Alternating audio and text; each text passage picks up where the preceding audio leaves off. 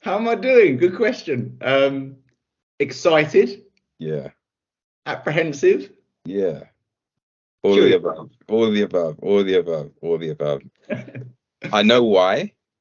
And I'm looking forward to delving a little bit deeper into the reasons why and the reasons why we're here now. So thank you for coming on to Racing STEM to have a conversation with me foremost. Okay. For those of you who are listening, watching, however you are tuned into this conversation, I've known Arrash for maybe roughly 8 years or so now. And we actually used to be work colleagues. We'll get into that a little bit later as well. But some interesting things have happened in Arash's life, I would say maybe over the last 2 years, where he has come into a different light, maybe is the right terminology to use, where he sees himself in a different way, literally. And I want to explore this. I kind of feel like this is a very unique situation where so many people will want to know why, how has this come about? And we're going to get into it. So with that being said, on this Friday morning, I want to know, and I want to delve a little bit deeper, Arash, into where it all began. Tell me about Arash, your upbringing in general, where you were born, parents, things like that. Okay, so thank you. So I was born in Margate, in Thanet, and this is going back almost 36 years ago now, 1988. Oh, his age disclosed. January 3rd, my birthday. Only child, so no siblings. And I was born to my father, who's Iranian from Iran, and my mother, who's British, Pater Mehdi. Big shout out. So early years, I was a very happy child, very happy, boisterous at times, but I have very fond memories from my early childhood. And I was born into this world and named Arrash Farid Masumi. So all of those are Persian or Iranian sort of origin names. And Farid, funnily enough, was actually the very, what's the word? A very affectionate way of calling my granddad on my mum's side, actually. It's like the Persian way of saying like grandfather, father. It was like a nice sort of term that we use in the family growing up, kind of thing. And so the early school years, up until probably the age of 7 or 8, I just think back to me playing my football, running around, expending as much energy as I had possible. And then when it was sort of the latter years of primary school, that's when I really became aware that I didn't really feel like I fitted in, or I was like the other kids at school. Okay. It was predominantly white. There were very, very few different ethnicities at the school. And in the playground, some of the name calling sort of began. And there were some incidents as well where it wasn't just mispronunciation, it wasn't just, taking fun out of the name Arrash, but there was also the racist element as well. And it was tough. It was really, really tough back then. I don't think I realized until I actually look back now how tough it was, because I've always been resilient, and as a kid I just got on with it and stuck up for myself. But it definitely impacted me. And then when I changed schools at the age of 11, going to secondary school, I'd actually come back from a family holiday in Ibiza, and I met this lovely Welsh young lad who we became really good friends, and his name was Michael, and he, for the life of him, couldn't pronounce Arrash. So me at like the age of 10 at the time was like, I know, just call me Michael as well. So he called me Michael, and because a lot of people growing up thought that Michael was like my middle name. Call me Steve. Okay. So then I come back to England, and I speak to my parents, and they're very aware, of what I'd been going through on and off, and the challenges and the struggles it felt, and they were really supportive. I told them I want to change my name, and they listened and they helped me, and together we did it officially via deed poll. So when I went to secondary school, I changed my name legally from Arrash Farid Masumi to Michael Arrash Masumi. Okay. And going into secondary school, it really did give me it really felt as though it was a fresh start. It felt very much I'm going in, some people would have known me from the local area. They would have known me. I had still a couple of friends at that school, so they knew me as Arrash. But for me, it was like, this is the chance of a new beginning. This is a chance of being accepted. Mm-hmm. This is hopefully a chance of fitting in. And I was very fortunate in the sense of I made some very good friendships in my secondary school. And even though there were, especially in like the teenage years, inside of school and outside of school, there was still that racism and that element in where I grew up, and I experienced that. I was slowly becoming better equipped at dealing with it as I went through my teenage years, and having some really close friends that really loved and accepted me for me helped a lot. And yet my name to them was Michael at this stage. There was one really vivid memory that I have, Steve, and it's crystal clear even today. I was 14 years of age, and I was in the boys' toilets at school, and I looked at myself in the mirror, and the way that I felt on the inside didn't correlate to what I saw staring back at me in the mirror. Okay. I felt during that time, there was definitely a big identity issue going on for me. And the way that I sounded, the way that I felt, the way that I sort of my friendships, what I was like, how I was like living life and everything, it didn't correlate to when I looked back and I can see these dark features, and then looking around me and realizing that there's really not much diversity around me, and all I've really known is this kind of setting. And it was just a really strange feeling of, who am I?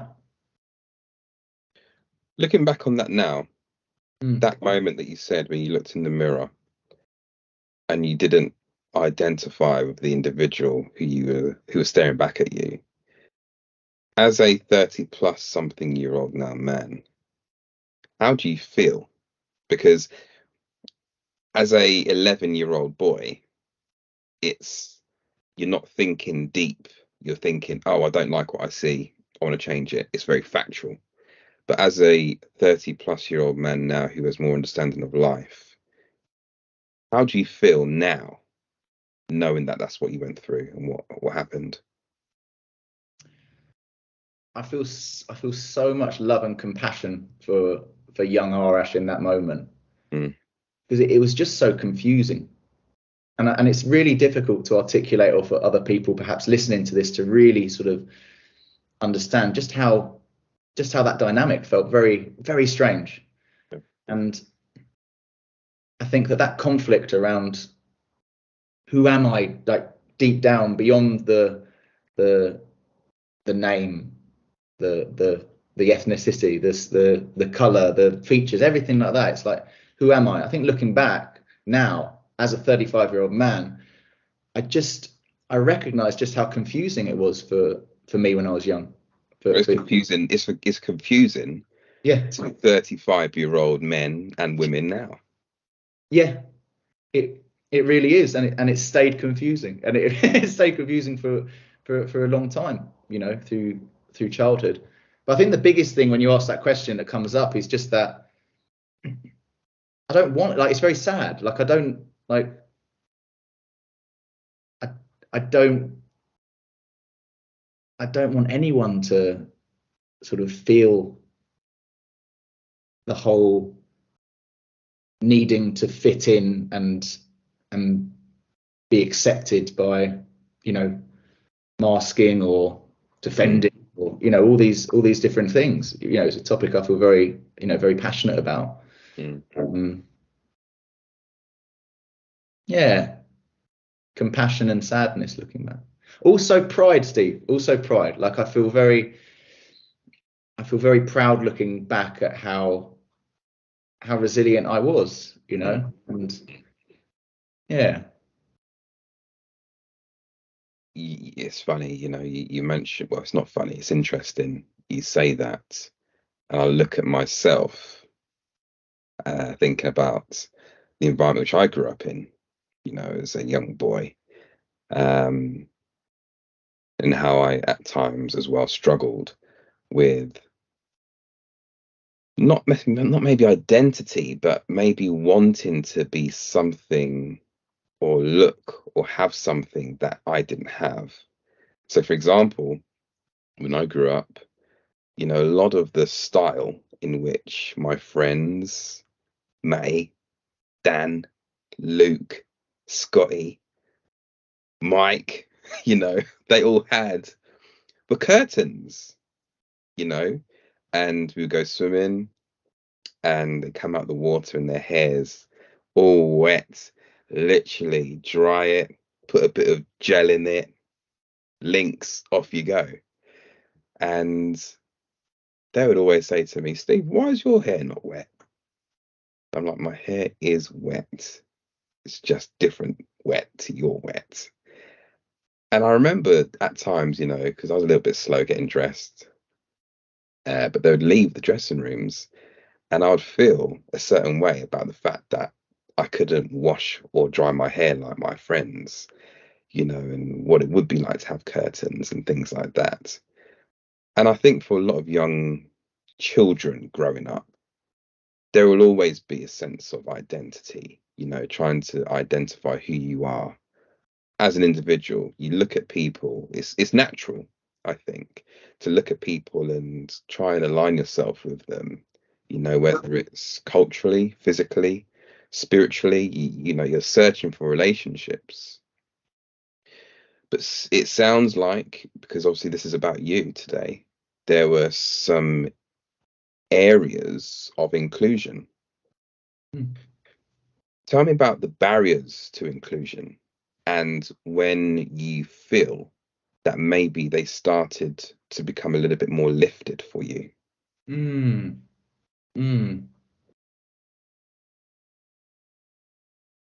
Inclusion. That was interesting what came up for me when you said that, and I look back, and when I was playing football on the football pitch, I felt inclusion. We were all chasing that football round. Didn't matter what you looked like and what your name was. And when I was with the right people, the right friends, the right family, and the right teachers, the right teachers at school as well, like, there were definitely environments and people that really did make me feel included. And yet, when I think about the environments and the people where I felt very excluded and different, there were times in the playground, there were times at lunch breaks and everything, with certain peers at school, I'm thinking definitely more sort of in my early teens, even when it was at secondary school.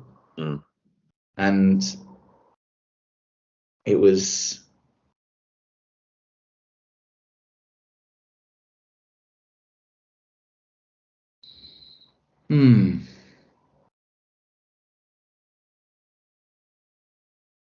just felt like the odd one out.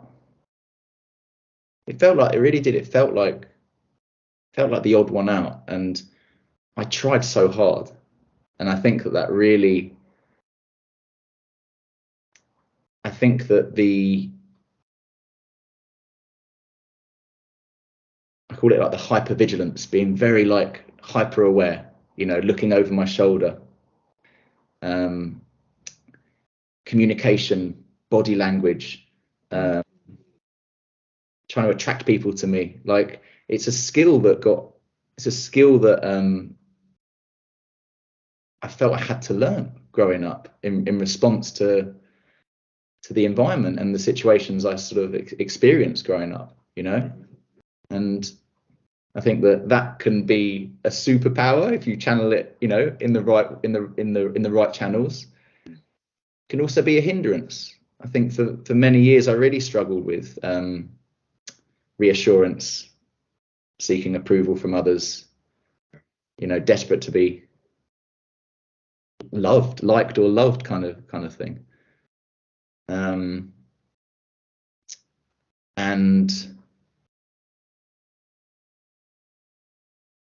fortunately, I'm so grateful that I can actually look back at a distance now, and those years are behind me. There's still challenges, but those years are behind me. I hope that answers your question. Am I? No, listen, it's not easy to really answer these questions when it's something which has been lived, and to some people it's still quite raw. I'm asking you to go to a place where it's raw, because you are now Arrash, and I feel like in knowing Arrash, it's a whole new world to me and to so many other people, because we've known you for many years as Mike. And when I changed your name in my phone book to Arrash, it was like, it felt weird, because it felt like I was deleting somebody and adding a whole new contact. You are the same person, obviously. There's no doubt about that, because, and we'll get to this later on, Mike and Arrash, they're the same person, but serve two different purposes, right?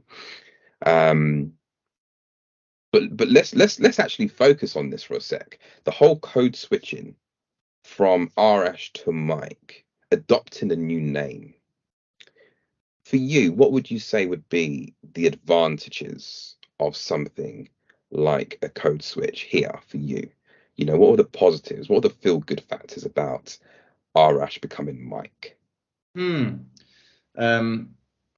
could actually pronounce my name. Yeah. I didn't have to keep correcting people. People weren't taking the name Mike and making some derogatory sort of variations of it and name calling. It saved me from having to keep dealing with that. Mike, very much. Mike, the name Mike, it's very British. It's very fitting in with a lot of the people around me. And it might be difficult for people listening to this, because, when I was growing up, we're talking, 20 years ago, and it was a lot different, especially where I was growing up. And things, Steve, like job opportunities. Like when I was going through sort of like, should I make this official? Should I not? Like, I vividly remember my own thought, and also backed up by some of my peers, like around, this could only be a good thing for the CV, for the getting the job kind of thing. You know, back then I do feel that it was very, very discriminatory and biased when it comes to sort of names, ethnicity. That's what I can't even say that word, by the way. Ethnicity. Ethnicity. Ethnicity. So these are some of the main things, you know, being accepted, my future job opportunities, the pronunciation, avoiding the name calling. People with the name Mike, they may not pick up on ethnicity. They may not pick up on it, you know, as much as Arrash Masumi, you know, in those years. That's quite interesting because, and it's a good lead actually into the seeds of a successful career in which you had, because you used to look at probably, I'm assuming, anything from 10 to 60 CVs per day, and you used to see a lot of names on those CVs. So let's take this conversation now into the journey of your career. Okay. I've known you from being a recruiter within a certain industry. Okay. I'm not going to mention any names of companies or anything like that on this because I don't feel it's relevant.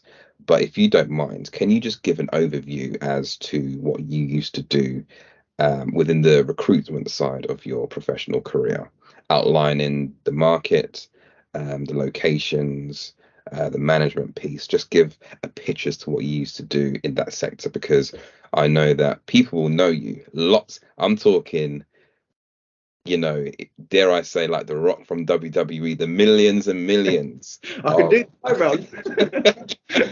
Millions and millions of Mike Masumi fans and clients and friends and colleagues will know you from what you're about to talk about. So for those who don't know, I introduce this section for you to tell everyone what you used to do. Absolutely. Thank you. So January 2011, I moved to Tunbridge Wells, which is where I'm currently living, and I joined a relatively small, you know, we're talking less than 50 people recruitment company. And when I got the job, it was very much based on how you interviewed, based on the skills, the experience, your interests.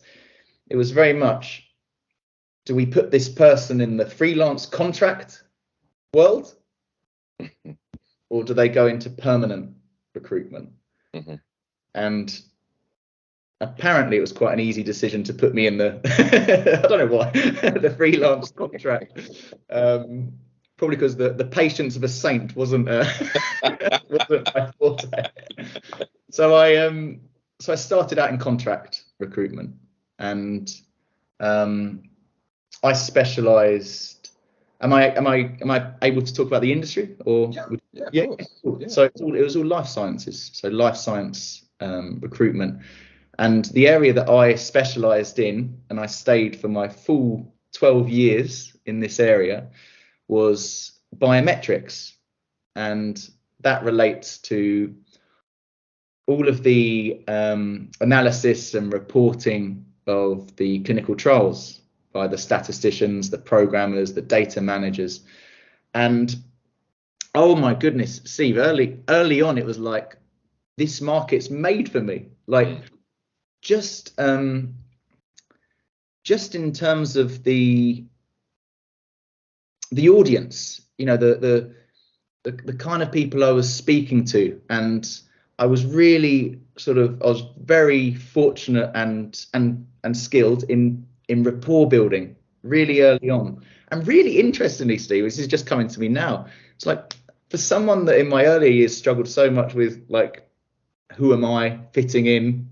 Mm. I really did embrace that I do things a lot differently, even back then. Very, very, noticeably very, very different, and really proud looking back at just how authentic I was when it came to my actual recruitment. And it was predominantly Europe in terms of my market, and a company may need a statistician for 6 or 12 months. The client may be in Denmark, they might be in Switzerland, and then especially in the earlier years where remote working wasn't so much, a thing, it was identifying and supporting a full relocation for what could only be just a 6 or 12-month contract. Mm-hmm. So we were placing people from England in Denmark, and people in, Germany going to Sweden, and things like that. And I loved it. I absolutely loved it. I can see it on your face still. It means a lot to you to this day. It does. And then, do you know what? Midway through the career, I was very successful as a recruiter, as a contract recruiter, building the contractor base and really, specializing in this niche.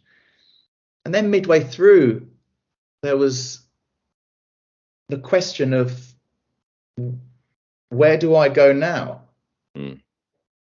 And also, where does this go? This is 6 years in. Yes, this is six. At 6 years in, you started wondering where you go now. Yeah. And 6 years later, we're here now. Yes. And it's taken you 6 years to work out the next step of what you're doing. Yeah. I mean, that is patience right there.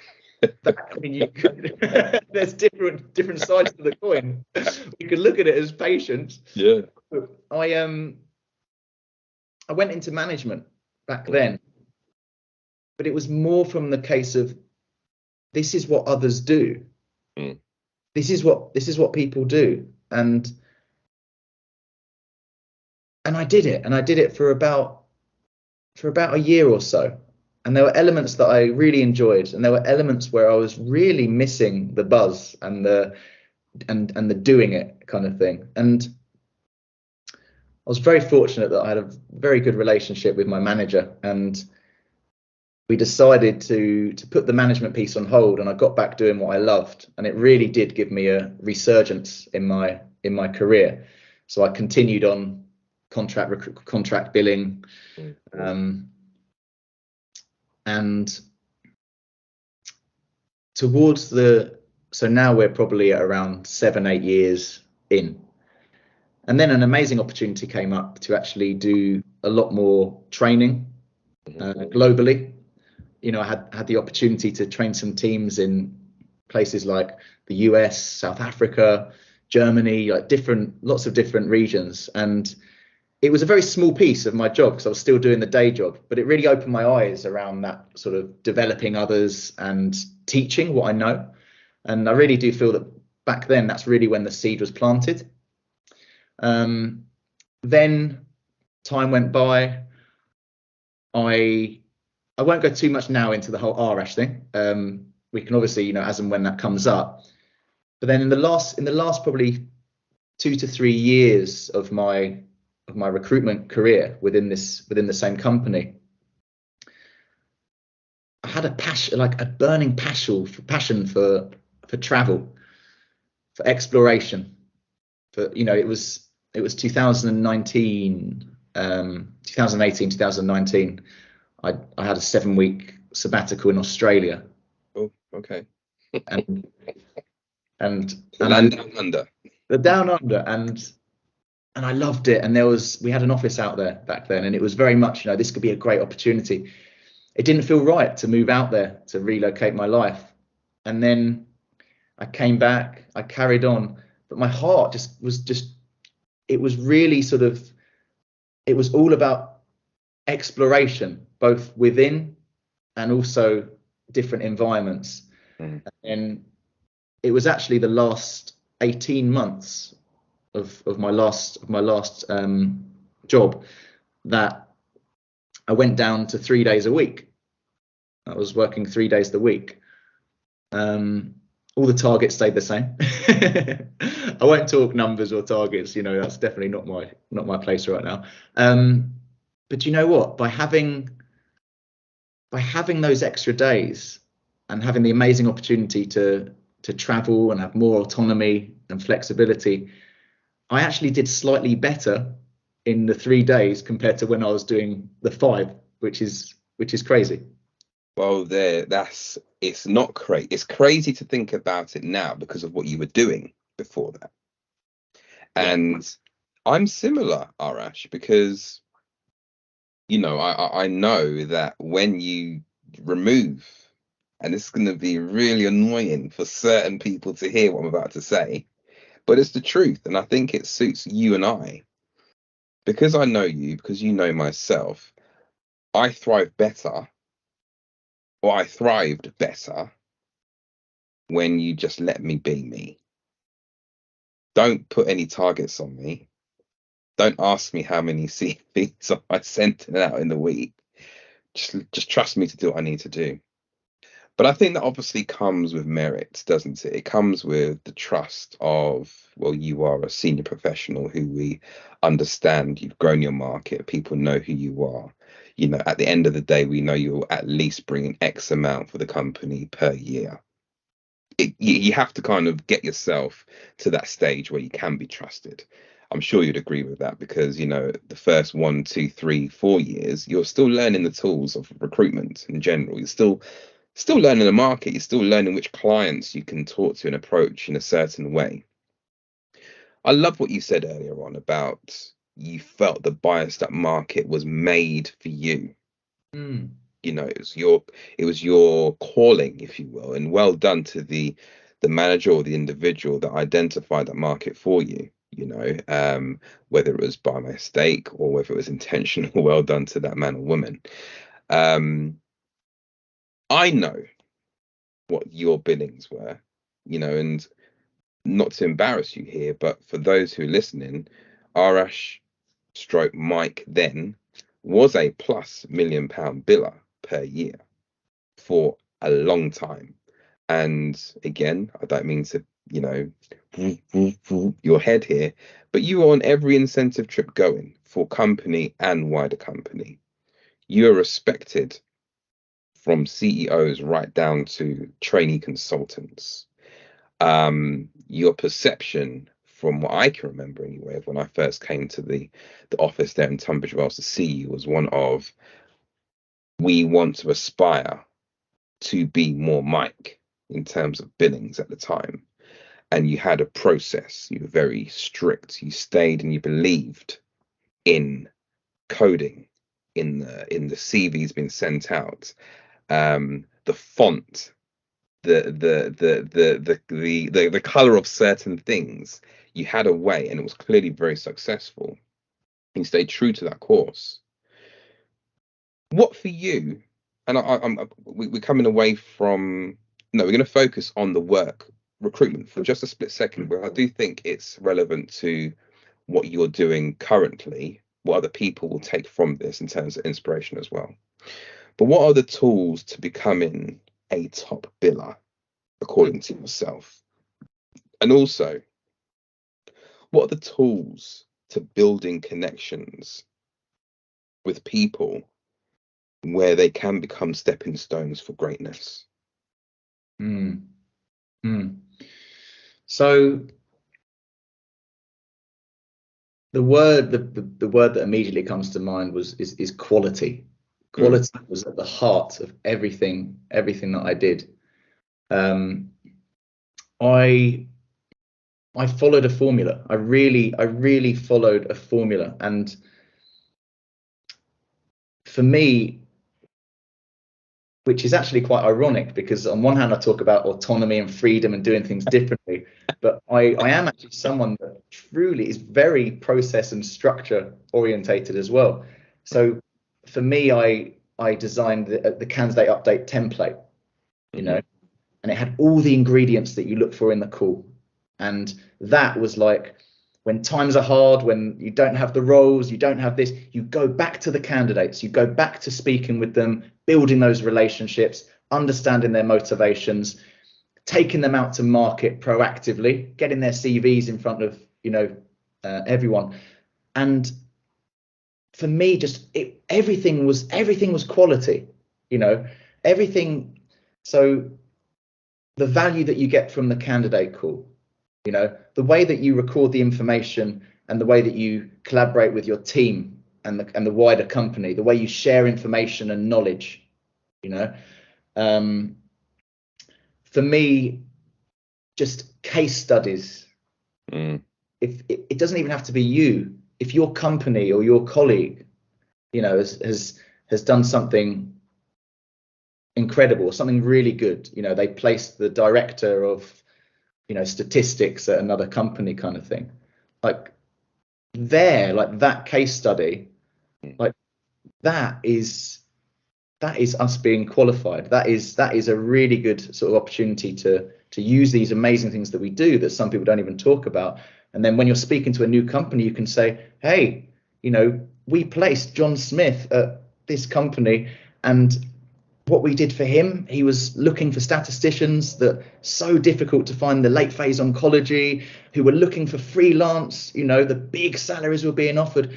And, I won't go on too much into that, Steve, but it's very much just that, just keep spotting opportunities, keep thinking about the product. The product in our market is the CV, it's the candidate, and I very much, from a very early age, really got out of this habit that I see some other recruiters do, where it's keeping busy, having lots of phone calls, but they're not actually extracting the value, and they're not actually thinking of strategy. They just think that if we speak to as many people, throw out CVs like that, like they're not mapping. Yes. They're not mapping. They're not thinking outside of what is actually happening in this one phone call. Absolutely. And to link into the second point you said around like building rapport, building connections. I noticed from a very, very, very early on into my career that by saying it how it is, and being consistent in how you recruit, and that may involve difficult conversations. That may be saying to a candidate, Jane, right now, I've seen the competition that is going for this role. And whilst I truly believe in you and your candidacy, in my opinion, we need to get you having more experience, within the data standards. We need to see a little bit stronger in the way of the project management. And I think that rather than us apply for this opportunity now, we can actually look at this. And whilst it may not be the headlining pharma, we do this for 6 to 12 months. I know the manager really well, and what you've done in X, Y, and Z, and you're giving advice.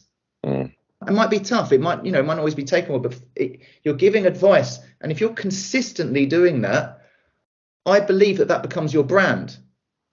That's how you distinguish yourself from others. This is your brand. You know that when this particular recruiter calls you up, you know what you're going to get from that person.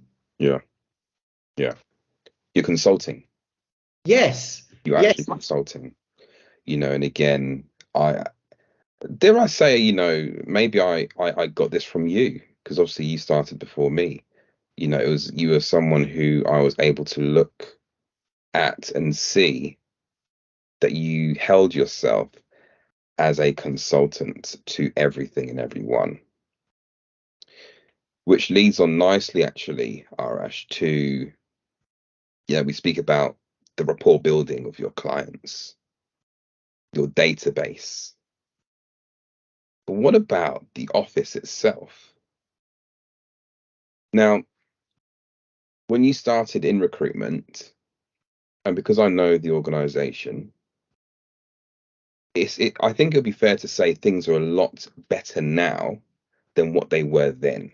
You have a lot more access to tools now than what we had back then. LinkedIn is a friend of ours in general. We have the TikToks, the Instagrams, the Twitter, or whatever it's called now, I don't know, but so many platforms now compared to when you started in industry. And to be frank, diversity and inclusion was not, an active thought, dare I say, maybe even 12 years ago, in terms of hiring and recruiting. So it's hard to say, and it's not fair to say that companies, did things wrong back then, because we're more aware now. It would have been great if they had, and they're more aware, but it's not a KPI now. Whereas, for example, you might speak to talent acquisitions and they're actively thinking about hiring X percentage of being Hispanic, X percentage of being from the LGBTQ plus community and things like that, so that it can help build internally pillars, networks that can help an organization present themselves in a way which is seen to be positive, right? So, knowing the demographic of where you were 12 years ago, your peers and colleagues, how did you feel about being the only person of color in a professional environment? What impact did that have?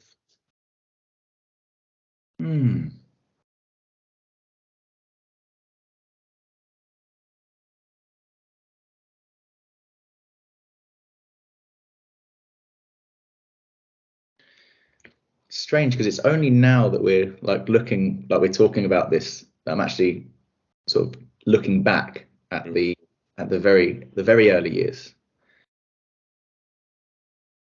and it wasn't diverse.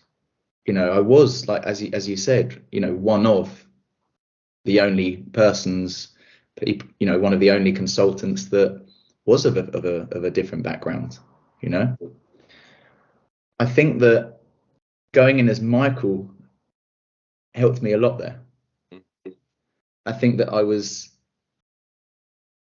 very, very blessed with my manager and peers, because I never felt different from the people that I worked alongside. I didn't experience any of the discrimination, he's different, like things like that, than I did when I was like a child growing up. So that's one thing that really stands out for me. And yet I do look back and I think, yeah, like first of all, how far we've come, even within that organization and across the board, and I think that's amazing. I think for me, because I was just so focused and fixated on the job and my role and being in this sort of new company and everything like that, it didn't I don't believe it impacted me in the same way, at least at the time, around sort of being diverse, being different kind of thing. I think I definitely noticed it in recruitment when I was doing my day job. I was working with candidates that were changing their names and were using abbreviations on their CVs and asking for advice and all this, and it definitely resonated with me, because it's the journey that I was on in order to get the job and everything like that, at least in my mind back then. And I look back and once again, I feel very sad. I feel very sad that people felt that that's what they needed to do, and also very sad that organizations did, tangibly bias and discriminate, kind of thing. The again, there's testament here to, yes, you felt away. You were aware of walking into work on a day-to-day and knowing that no one looked like you, but it didn't make you feel out of place. Not in that environment, no. Yeah. right? So that's a great thing from the company perspective in terms of making you feel comfortable, Mm. making you feel comfortable going to work, making you feel comfortable at whoever you are, Mike at the time, giving you a platform to do what you want to do. And I mean, we both know that the company is very actively diverse with opening up offices in different locations and all sorts now. It's very unique and interesting to hear this, because many people would not think that you feel or felt the way in which you did. They won't understand. And what I think is important to maybe delve into now, to those who you used to work with in an office environment in Tunbridge Wells, stroke London, stroke Australia, when you were there for a short period of time, mentoring and coaching, and to all of your, I guess you could say, connections. I'm not going to say used to be, but your connections in the world of life sciences, golf, tennis, because I know you're an avid fan and you try to play your best. Don't talk about golf. Oh no. But I think it's important now to embrace authenticity at this stage. And let's talk about you, who you are now. But before we talk about you, who we are now, I want to know, who is Arrash and who is Michael? Like, tell us about the differences in terms of who they are. And then we'll carry on the rest of the conversation with Arrash, because this is where we're moving forward. And we'll leave Michael behind.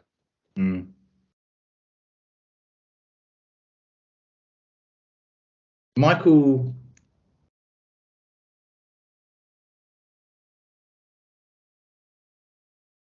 was Michael saved me in a way.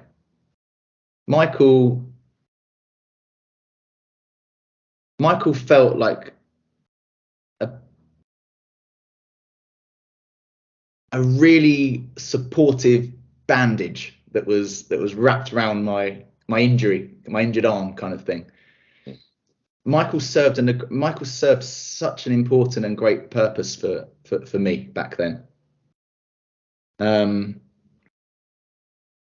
I feel so much gratitude to those years as Michael. You know, going from how it felt as a child growing up in that environment as Arrash, changing it to Michael, and then all of a sudden, at least on the surface level, a lot of the problems went away as Mike, and then when I started my recruitment career, as Michael Masumi, it had a ring to it. Michael Masumi had a ring to it. There's very fond nicknames like, Mikey, and that I feel a lot of love for. And yet, you'll notice I use this term as a but, and yet, it's always been Arrash. It's always been Arrash. I needed to walk on this journey. I needed to walk this path as Michael for many years, and really just let things evolve naturally, to just see how it continues to feel as Michael, and if, when, how Arrash starts rising like the phoenix. Like the legend of the phoenix. Okay. You get me singing out here in my bass voice. It's a Friday morning, everyone. I apologize. And we know Steve can sing. Let me ask you this, and this isn't scripted at all, obviously, but if I was to say, give me 3 words that characterize Michael Masumi, they would be what? cheeky,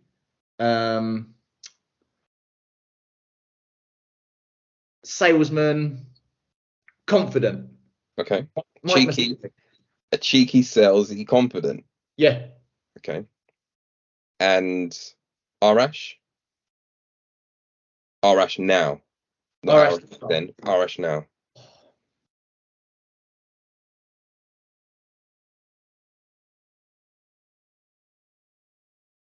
Real, mature,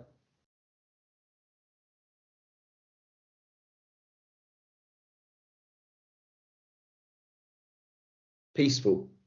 Okay. Content, it sounds like in general. Pardon? Sounds like you're very content. Yeah, it's I've really noticed these past 3 years, whenever I went traveling, I just consistently introduced myself as Arash, and it just felt so right. It felt so right.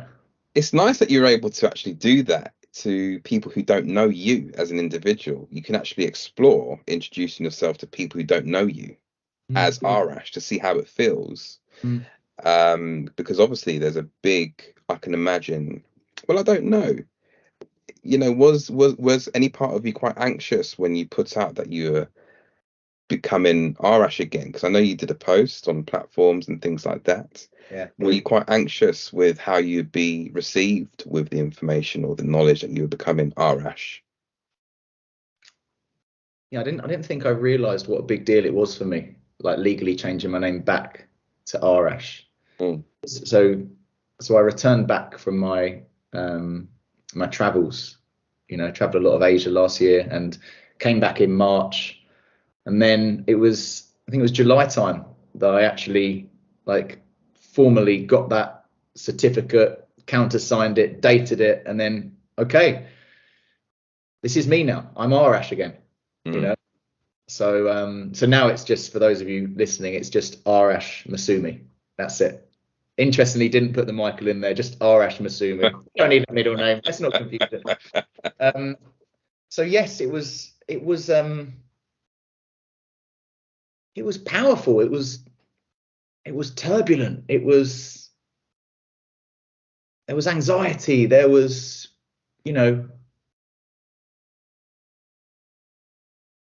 at times it felt strange for me to start having, consistently, I'm Arash, hearing friends, family, a lot more call me Arash again. It's taken some getting used to for me. And when I posted on my LinkedIn and also on Instagram, yeah, I was vulnerable. I was nervous. I was everything. It was a big thing for me. But the thing that really just is so clear for me is it just felt so right. It was the time.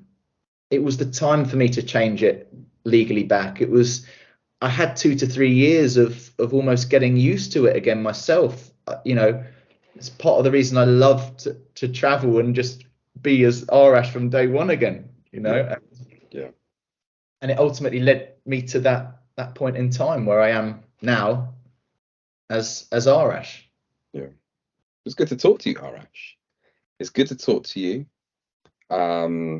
It was lovely and great, knowing you as Mike. And, as I said, we're near 10 years of knowing each other already. And I've always loved your stories. I love your journeys. I love your advice. Tell us what Arash is doing now. Let's look to the future. Tell the world of your platform, what you're doing. So, as I mentioned earlier, the last 3 years at my old company, I was in this global SME, subject matter expert, and it involved a lot of training. There was some coaching and mentoring, and it was dealing with a really diverse, audience, and I love it. And that's another thing I just want to really quickly mention. Like, a part of the reason I've loved the travel, a part of the reason I loved when our company, the old company, expanded, and I'd go on these trips and everything, I've just realized how much love I have for diverse, different people, backgrounds. I felt such a connection. It's, you know, it's incredible. And so for the last 3 years, you know, I've been doing a lot more in that sort of training, mentoring. I did a coaching qualification in the pandemic, which I loved.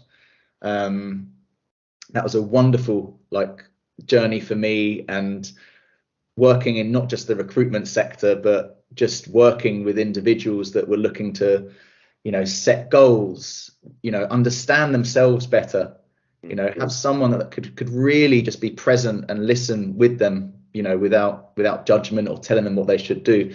So coaching in that, it was, you know, transformational coaching was the official title, but that's something that I've continued, you know, in the past few years, both formally and informally. And it's become really clear to me that this is my path. You know, everything, and I mean this from the bottom of my heart, everything I do is from a place of love, and it needs to be. This is authentic Arrash now. You know, I've had challenges with anxiety, with, you know, very low periods. I have to manage my mental health, you know, as in our own ways we all do, you know. And I've just reached a point in my life where me being authentic and just being honest, and with myself as well, like that is the jungle, that is the forest that I want to be in. And helping others, using my recruitment experience, using my mentoring and coaching skills, my passion for health and wellness, like this is really what I'm doing now. So I literally this week was offered a 6-week assignment in Cape Town in South Africa, and that's going to be involving recruitment training, mentorship, and also it will give me a great opportunity to get involved with the health and well-being and coaching side of things. And yeah, I feel super excited about that. So yeah, this is really where my career is now. Brilliant.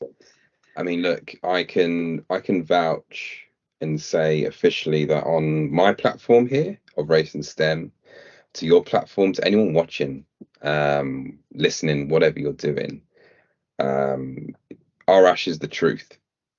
You know, if you want success and if you want to identify how to develop, you know, with a tangible, if you will, way of moving forward to achieve success, and to also be considerate and mindful of wellness, nutrition, positivity through mentorship and coaching, then you are certainly somebody who's experienced and mature enough to be able to go into any environment really to offer support. How might people be able to reach out to yourself, good sir? This is the opportunity for you to do the pitch, man. Go for it. So the best way to contact me, so LinkedIn is a platform that I'm on, and you know, please connect, send me a message. So I'd say at this stage LinkedIn.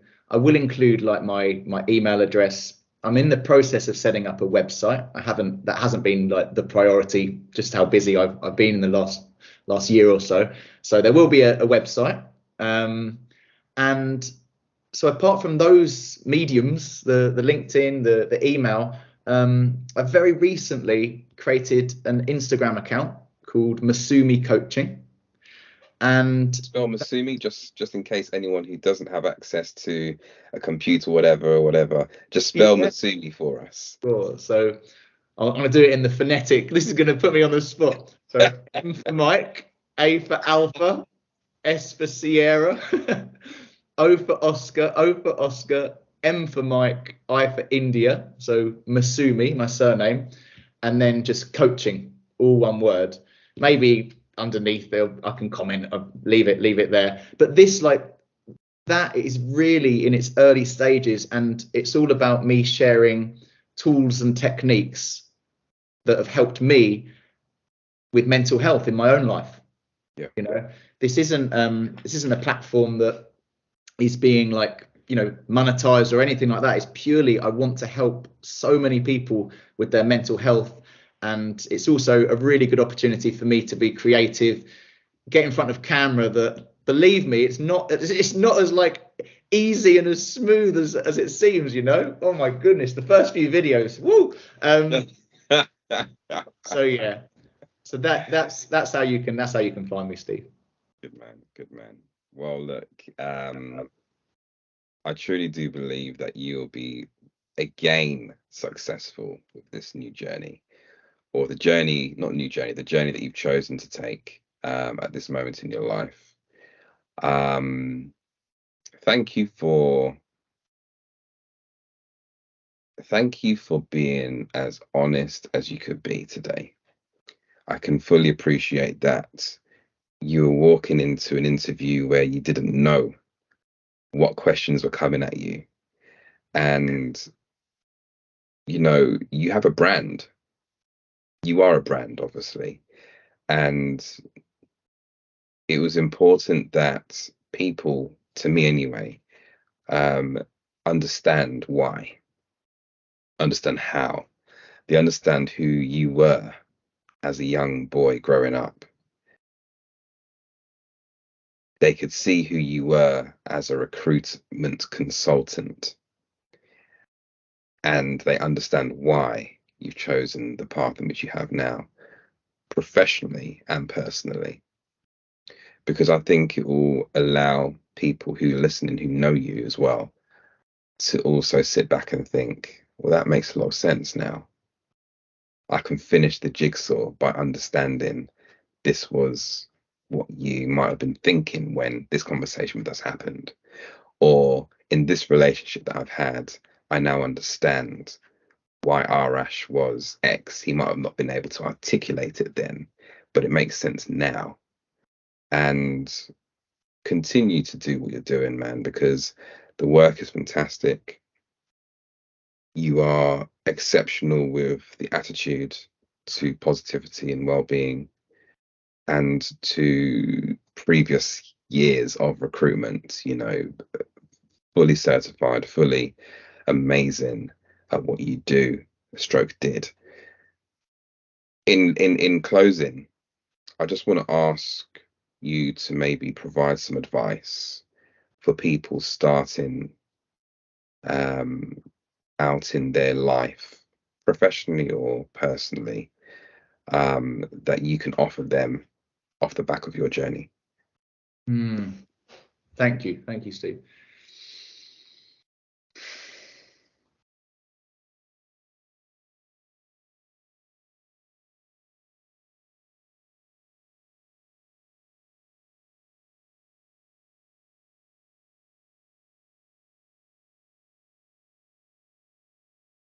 Be patient. Storms will come. Storms will pass. I think if you're consistently listening to hear, you're consistently listening to what your heart tells you, and it may involve trial and error, but just trying everything you can to focus on your relationship with yourself, and to believe in yourself, to trust yourself, to make sure that you're in an environment with the right people that are good for you, people that you feel positive energy with, and it can be so conflicting, distracting, confusing, all of the noise around us. Friends, family, everyone's got a different opinion, everyone's got their own learned experience. You've also got society, you've got social norms, everything, and it can be so difficult, especially when you're younger and you're growing up. And for me, I've had to unlearn a lot that I learnt and thought, is how things are, how things should be, but it's not. It's really not. And my advice for everyone is just be so proud of just who you are, for trying, showing up every day. Keep being curious. Keep just just keep that hope, keep having that hope, and don't always think about the end destination. You know, this is something that I was very guilty of. I'd literally look at what the end destination I needed it to be, and that caused a lot of conflict and indecision in me. So for me, it's like, just focus on the small steps, the tiny steps, things that you can control.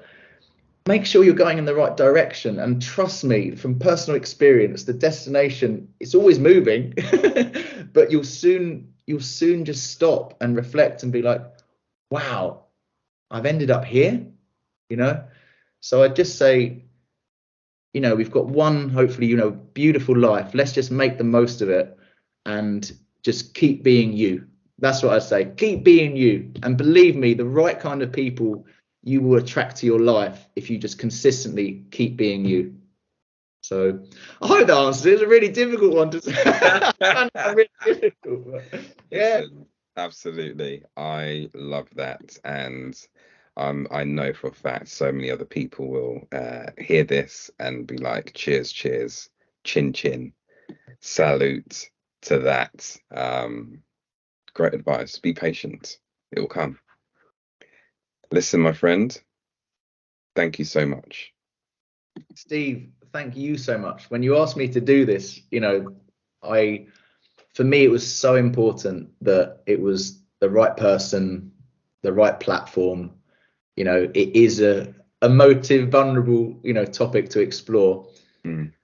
Like we said, I've known you for so many years, and the space that you provide is remarkable. So I want to say a massive thank you for that, and even the conversations we've had offline as well, you know, Yeah. amazing. So thank you.